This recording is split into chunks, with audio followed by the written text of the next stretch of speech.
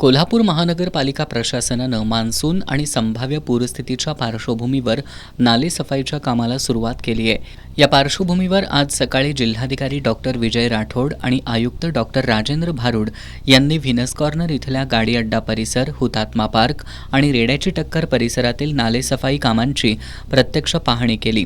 पाहणीवेळी अतिरिक्त आयुक्त रविकांत अडसूळ आणि उपायुक्त परितोष कंकाळ यांनी नालेसफाईच्या कामांची माहिती दिली।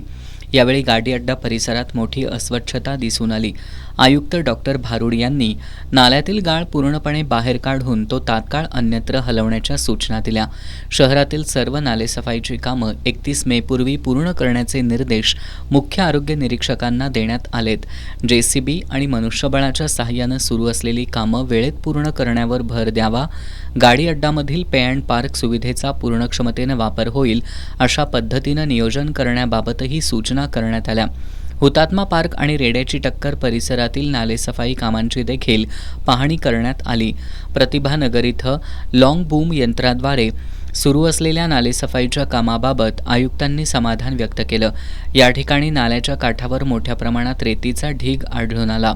हा ढीग पावसाळ्यापूर्वी हटवण्याच्या आयुक्त भारुड यांनी प्रशासनाला दिल्यात।